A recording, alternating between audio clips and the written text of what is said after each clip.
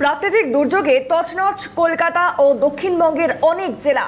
এই দুর্যোগে 7 জন মৃত এবং বেশ কয়েকজন আহত হয়েছেন। সে কারণে জরুরিকালীন প্রেস কনফারেন্স করলেন মুখ্যমন্ত্রী শুভেন্দু অধিকারী। মৃতের পরিবার এবং আহতদের পাশে দাঁড়ালেন তিনি।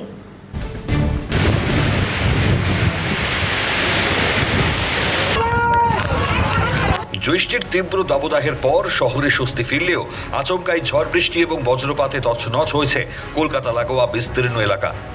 দক্ষিণবঙ্গের একাধিক জেলায় ঝড় এবং বজ্রপাতের ঘটনা ঘটেছে, বেশ কিছু মৃত্যুর খবরও এসেছে। বিষয়টি নিয়ে শুক্রবার নবান্নে সাংবাদিক সম্মেলন করলেন মুখ্যমন্ত্রী শুভেন্দু অধিকারী। মুখ্যমন্ত্রী জানিয়েছেন, ঝড় বৃষ্টি এবং বজ্রপাতে কলকাতা সহ রাজ্যের নানান জায়গা ক্ষতিগ্রস্ত হয়েছে। তিনি জানিয়েছেন, 7 জনের মৃত্যুর খবর মিলেছে। ঝড় এবং বিদ্যুৎস্পৃষ্ট হওয়া, বাড়ি ভেঙে পড়া, বজ্রপাত এমন নানা কারণেই এই মৃত্যুর ঘটনা। মৃতদের পরিবারের প্রতি সমবেদনা জানিয়ে ক্ষতিপূরণের ঘোষণা করেছেন মুখ্যমন্ত্রী শুভেন্দু অধিকারী। তিনি জানিয়েছেন, মৃতদের পরিবারকে 4 লক্ষ টাকা করে ক্ষতিপূরণ দেওয়া হবে। জেলা শাসক এবং স্থানীয় বিধায়কেরা দ্রুত সেই অর্থ পৌঁছে দেওয়ার চেষ্টা করবেন মৃতের পরিবারকে। আজকে এই দুপুরের পর থেকে আপনার ঝড় বৃষ্টিতে এবং বজ্রপাতে কলকাতা সহ রাজ্যের বহু জায়গায় অনেক ক্ষয়ক্ষতি হয়েছে।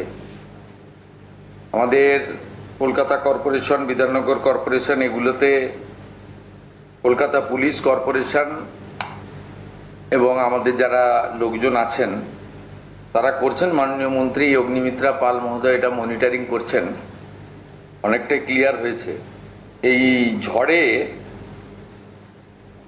এবং বিভিন্ন কারণ আছে, ইলেকট্রিক শক আছে, রেলের আপনার হাউস কোলাপস আছে, আর আপনার লাইটনিং আছে, সব মিলিয়ে 7 জন মারা গেছে।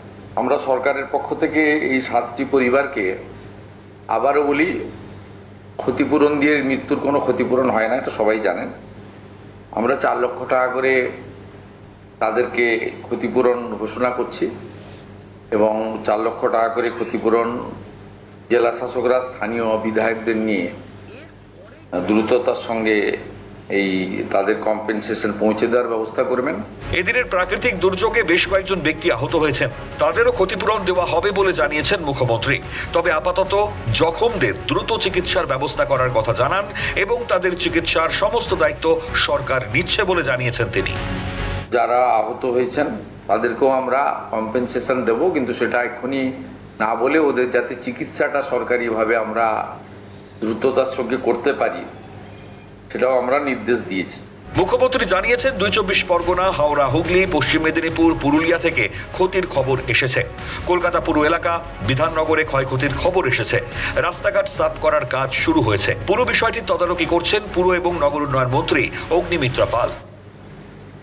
তো ওভারঅল রাজ্যের বহু জায়গায়, সাউথ 24 পরগনা, নর্থ, হাওড়া, হুগলি, পশ্চিম মেদিনীপুর এবং পুরুলিয়া, এই জায়গাগুলি থেকে অনেক জায়গা থেকেই বড় বড় গাছ পড়ে যাওয়া, অন্যান্য অনেক কিছু খবর এসেছে।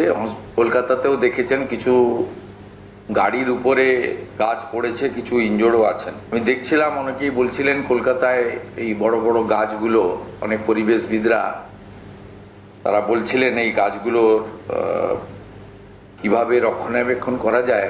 আমরা সিএসকে বলেছি, ফরেস্ট, এনভায়রনমেন্ট এবং কেএমসিকে নিয়ে কথাবার্তা বলে এই ধরনের ন্যাচারাল ক্যালামিটি তো শুরু হলো, এটা চলবে মানে বিভিন্ন সময়ে, কিভাবে এটাকে একটা প্রোটেকশন নেওয়া যায় সেজন্য তারা দেখবেন। আর বাকি তো রাস্তাঘাট ট্রাফিক ক্লিয়ার করার জন্য কলকাতা, হাওড়া এবং বিধাননগর পুলিশ লেগে রয়েছে।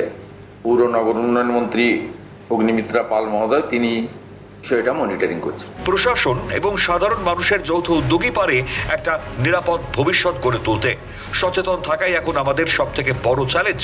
তবে এক্ষেত্রে প্রশাসনের তৎপরতাও যে প্রশংসনীয় তা বলার অপেক্ষা রাখে না। ক্যামেরায় সুরজিৎ প্রামাণিকের সঙ্গে সায়ন্তন ভট্টাচার্যের রিপোর্ট, ক্যালকাটা নিউজ।